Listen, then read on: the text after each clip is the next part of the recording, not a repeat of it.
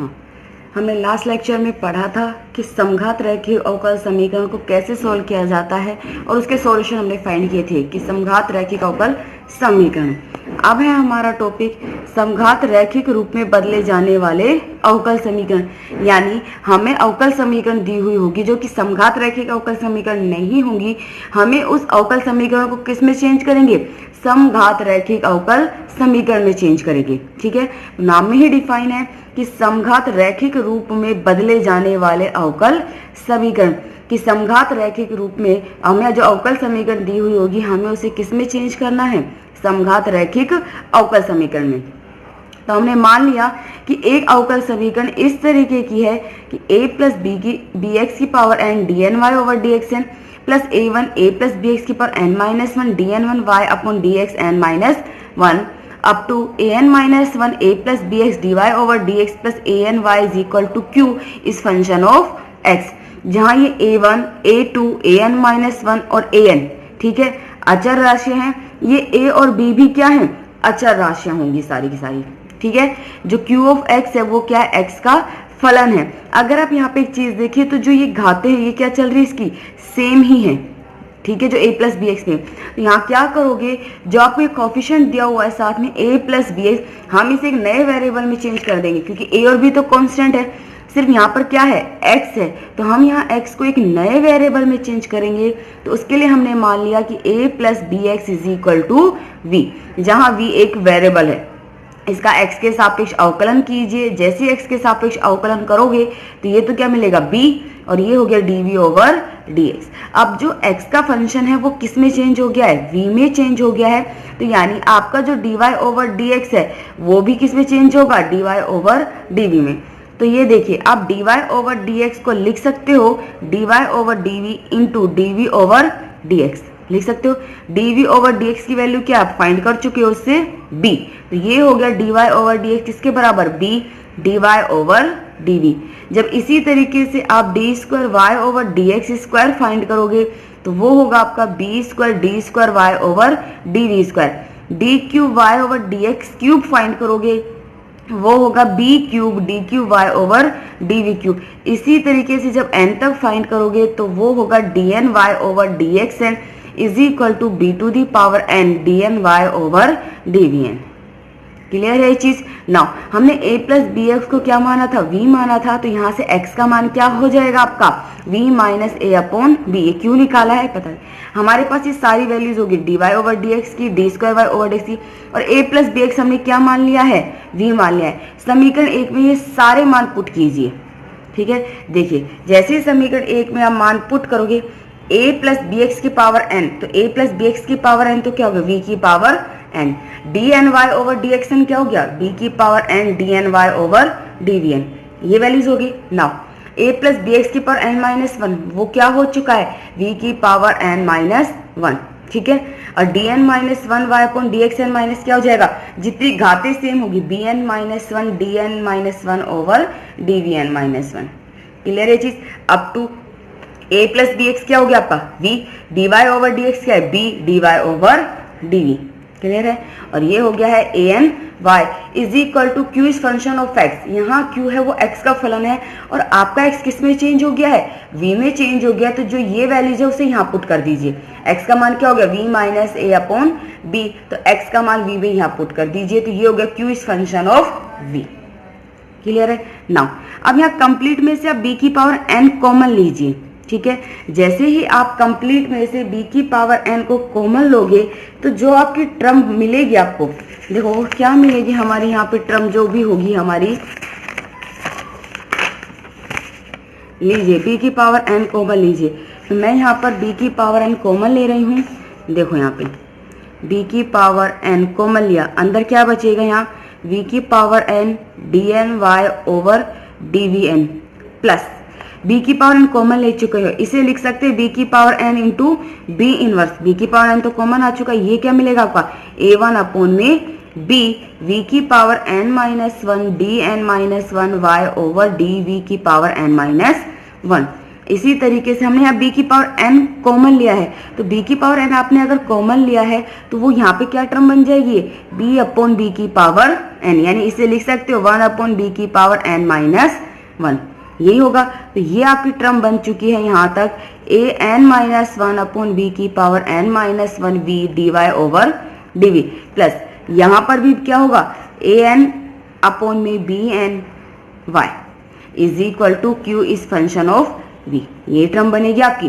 b की power n को इधर ले जाइए तो 1 अपॉन b की पावर n, देखिए तो ये टर्म बन गया आपकी V N D N Y over D V N plus A one upon B into V की power N minus 1 D N minus 1 Y upon D V की power N minus 1 up to A N upon B N की power N Y is equal to 1 upon B N Q into we minus a upon b. अगर अब आप ये देखिए a one constant है, a n minus a two सब constant है, b भी कॉन्स्टेंट है, ठीक है, एक्स वी में चेंज हो चुका है। अगर आप इसे ये देखिए तो ये आपकी जो इक्वेशन है यहाँ पे घाते देखिए समान है वी की, ये किसकी इक्वेशन है, समघात रैखिक अवकल समीकरण की इक्वेशन है, ये क्लियर है। तो ये समघात रैखिक अवकल समीकरण है और समघात रैखिक अवकल समीकरण का आपको सॉल्यूशन पता है क्या होता है, उसे अचर गुणांकों की रैखिक अवकल समीकरण में चेंज करते हैं, जिसके लिए हम z इज इक्वल टू क्या मानते हैं, लोग x मानते हैं। लेकिन यहाँ एक चीज का आपको ध्यान ये रखना है कि जो x है वो किस में चेंज हो गया है, v को। तो जब आप इसका सॉल्यूशन दोगे तो यहाँ जो आपका z होगा वो क्या होगा, लोग v होगा, क्लियर है। तो जब व्यापक हल दोगे z में आएगा, फिर z की जगह आपने लोग v माना है उसे पुट करोगे और v जो हमने क्या माना है a प्लस बी एक्स माना है उसे पुट करोगे, क्योंकि ये मैं आपको पहले भी बता चुकी हूं कि अवकल समीकरण जिन वेरिएबल्स में दी जाती है उस अवकल समीकरण का जो सॉल्यूशन है उन्हीं वेरिएबल्स में वापस दिया जाता है, क्लियर है। तो इस तरीके से आपकी एक अवकल समीकरण होगी जिसे आप समघात रैखिक अवकल समीकरण में चेंज कर सकते हो। सिर्फ कुछ नहीं करना, इतना सा कोफिशिएंट है अब आपके क्वेश्चन में कि जो a प्लस बी एक्स होगा इसे हम v मानकर चल लेंगे, उसके बाद आप डायरेक्ट ये इक्वेशन लिख दोगे। आगे बात समझ में, ये वाली जो आपके पास है और आपको पता है b क्या होता है, ये कोफिशिएंट होगा, क्लियर है। तो आपको a प्लस बी एक्स को v मानोगे, ये तो मैंने आपको मेथड समझाया है कि इस तरीके से करते हैं। उसको पुट करते ही वो आपकी समघात रैखिक अवकल समीकरण बन जाएगी, जिसे आप किस में चेंज करोगे, रैखिक अचर गुणांकों की रैखिक अवकल समीकरण में। और अचर गुणांकों की रैखिक अवकल समीकरण में चेंज करते ही, ठीक है, वो आपको क्या बनेगी, सॉल्यूशन लेना होगा आपको, वो पहले आप फाइंड कर चुके हो, पूरक फलन निकालोगे और विशि समाकल। बस इतना ध्यान रखना है, z को v में मानोगे क्योंकि x v में चेंज हो गया है, व्यापक हल z में है, फिर z को v में, z का मान v में वापस पुट करोगे और v का मान x में वापस से पुट करोगे, क्लियर ये चीज। देखिए अब हमारा एक क्वेश्चन हमें दिया हुआ है 1 प्लस एक्स का whole square d square Y over D x square plus 1 plus x D Y over D x plus y is equal to 4 cos log 1 plus x. यहाँ a प्लस बी एक्स की form में तो है, ये a भी 1 है और b भी क्या है, 1 है। हम क्या करेंगे, हम इसे मान रहे हैं कि माना 1 plus x is equal to v, 1 plus x is equal to v मान लिया है, डायरेक्ट ये वाली इक्वेशन यूज में लेंगे, ठीक है। b का मान 1 है और a1 ये सारे कांस्टेंट है, तो ये क्या हो जाएगा आपका, डायरेक्ट जितनी घात होगी same v square d square Y over D v square plus v d v over d y, sorry d Y over D v plus y 4 cos log v। देखिए ये बनेगी, हमने मान लिया कि 1 plus x is equal to v, a का मान भी 1 है, b का मान भी 1 है, 1 प्लस एक्स को v मानते समीकरण एक में जैसे ही आप पुट करोगे इक्वेशन आ गई v square d square Y over D v square plus v D Y over D v plus y is equal to 4 cos log v। आपको इस चीज में एक ही ध्यान रखना है, जैसे आप वेरिएबल को मानते हो आपको ये इक्वेशन आनी चाहिए। और अगर इस इक्वेशन में भी कंफ्यूजिंग होते हो तो इसको ध्यान रख लेना कि जो आपका d Y over D x का मान होता है b D Y over D v होता है, दोनों की घातें सेम चलती है। यहाँ तो a और b का मान 1 था, लेकिन आपको जरूरी नहीं है कि 1 मिले, ठीक है ना। तो पुट करते ही हमारी ये इक्वेशन बन गई है। अगर आप ये इक्वेशन देखिए तो क्या है, समघाती रैखिक अवकल समीकरण है। तो समघाती रैखिक अवकल समीकरण को हम क्या करते हैं, z इज इक्वल टू लोग x, लेकिन x किस में चेंज हो चुका है, आपका v में चेंज हो चुका है, तो हमने मान लिया z is equal to log v। तो v क्या हो जाएगा, e to the power z। समीकरण 2 में पुट कीजिए डायरेक्ट, आपको पता है सॉल्यूशन कर चुके हो, ये क्या हो जाएगा, सिर्फ x v में चेंज हुआ है, इसके अलावा सॉल्यूशन पे या मेथड पे कोई इफेक्ट नहीं पड़ेगा, इस चीज का आप ध्यान रखना। ये हो गया d इंटू डी माइनस 1, क्योंकि 2 है, ये है प्लस d, ये plus 1। Is equal to log v तो क्या है z, 4 cos z। यहाँ से खोलोगे d से d कैंसिल आउट, ये आपका मिलेगा d square plus 1 into y is equal to 4 cos z। Clear है।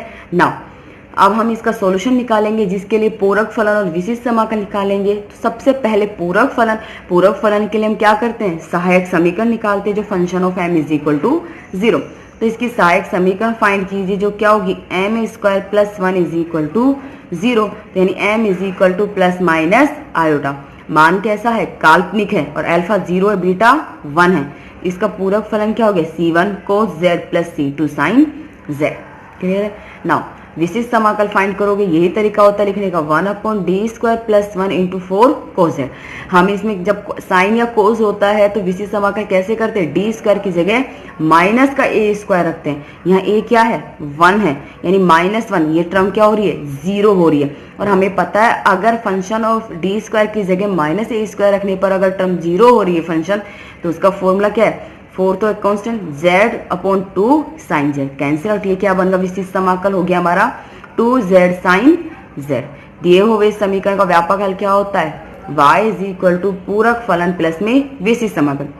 आपके पास पूरक फलन भी और विशिष्ट मान रख दिया ना। मैंने आपको बताया था अवकल समीकरण जिन वेरिएबल्स में दी हुई होगी उसका सॉल्यूशन आप उसी वेरिएबल में वापस से दोगे। तो चूंकि z का मान क्या है, log v पुट कर दीजिए, c1 cos log v plus c2 sin log v plus 2 log v into sine log v। और v का मान क्या था, हमने क्या माना था, 1 प्लस x। तो v को वापस से पुट कर दीजिए। ये है आपकी दी हुई समीकरण का व्यापक हल। क्लियर। तो ये था समघाती रेखीय का अवकल समीकरण और उनको फिर चेंज करने के लिए। ठीक है, आपकी 4th एक्सरसाइज कंप्लीट हो चुकी है। इसका नेक्स्ट क्वेश्चन पढ़ेंगे इस यूनिट का। अगर आपको इनमें किसी मेथड में या क्वेश्चंस में कोई भी डाउट है, कोई भी चीज़ समझ में नहीं आई है, तो आप मुझे बता देना, मैं आपको फिर से वापस रिपीट कर दूंगी। वरना इस यूनिट का जो नेक्स्ट पोर्शन है वो है 5th चैप्टर, जो हम फिर स्टार्ट करेंगे।